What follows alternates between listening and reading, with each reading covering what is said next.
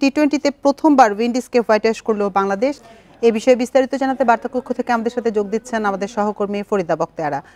ফরিদা, টি-20তে প্রথমবার উইন্ডিজকে white wash করলো বাংলাদেশ, জানাবেন বিস্তারিত আমাদেরকে।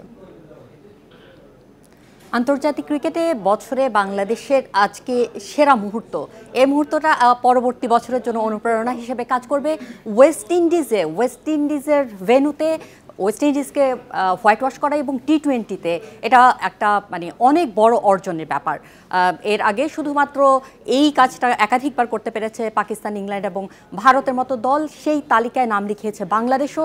সবচেয়ে আনন্দের বিষয়, ভারত পাকিস্তানের সাথে বাংলাদেশও এশিয়ার একটা বড় দল হিসেবে নিজেদেরকে পারফরমেন্সে প্রমাণ করতে পেরেছে। তবে এটাকে আমরা যদি অনেক বেশি করে গৌরবের বিষয় হিসেবে যেভাবে চিহ্নিত করব, একই সাথে বাংলাদেশের টেনশনের জায়গাগুলোও কিন্তু আরও বেশি কাজ করার সুযোগ রয়েছে। কারণ ওয়ানডে সিরিজে এই ওয়েস্ট ইন্ডিজের কাছে হোয়াইট ওয়াশ হয়েছে বাংলাদেশ, সফরে একটা সিরিজে হোয়াইট ওয়াশ হওয়ার পর আবার পরের সিরিজে কামব্যাক করা এবং পুরোপুরি ডিফারেন্ট ফরম্যাটে, এইটাকে আসলে প্রশংসনীয় এবং দুর্দান্ত অর্জন বলেই আমাদেরকে চিহ্নিত করতে হবে।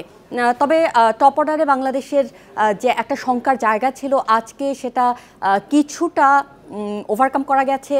দলে যেহেতু ইনজুরির কারণে সৌম্য ছিলেন না, ইমন যোগ দিয়েছেন, ইমন একটা ভালো ইনিংস খেলেছেন। আর বাংলাদেশের পুরো ইনিংসে আজকে জাকের আলীর অপরাজিত 72 রানের যে ইনিংস এবং দলীয় সংগ্রহকে 190-এর কাছাকাছি নিয়ে যাওয়া, টার্গেটটাকে অনেক কঠিন করে ফেলা ওয়েস্ট ইন্ডিজের জন্য, এইটা হলো সবচেয়ে ভালো দিক। এবং জাকের আলীর এই ইনিংস তার ক্যারিয়ার সেরা।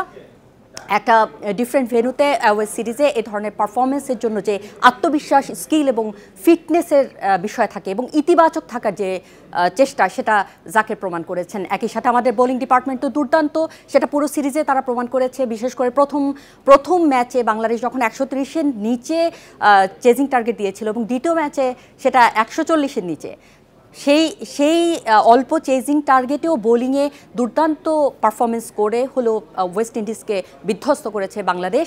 এবং তাসকিন সিনিয়র হিসেবে এবং দলের পেস ডিপার্টমেন্টের একেবারে কাণ্ডারি হিসেবে শুরুটা আজকে করে দিয়েছেন এবং আগের 2 ম্যাচেও তাসকিন দুর্দান্ত পারফরমেন্স করেছেন।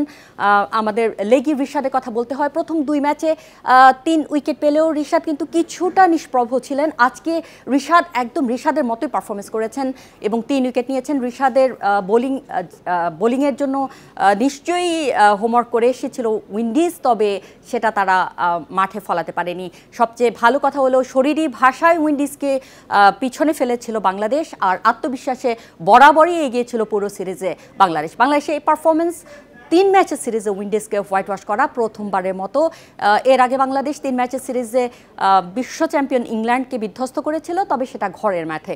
ওয়েস্ট সিরিজে যে কোনো পারফরমেন্সই একটু উঁচুতে থাকে, কারণ পরের মাঠে ভিন্ন কন্ডিশনে সেরা পারফরমেন্স করা এবং প্রত্যাশিত জায়গাটা অর্জন করা, এটা আসলে পুরো টিম ওয়ার্ক এবং টিম পারফরমেন্সের ফলাফল। বাংলাদেশের এই পারফরমেন্সের পরেও যেন আমরা ভুলে না যাই যে দুর্বলতার জায়গাগুলো কোনগুলো, সেগুলো নিয়ে নিশ্চয় কাজ করবে টিম ম্যানেজমেন্ট।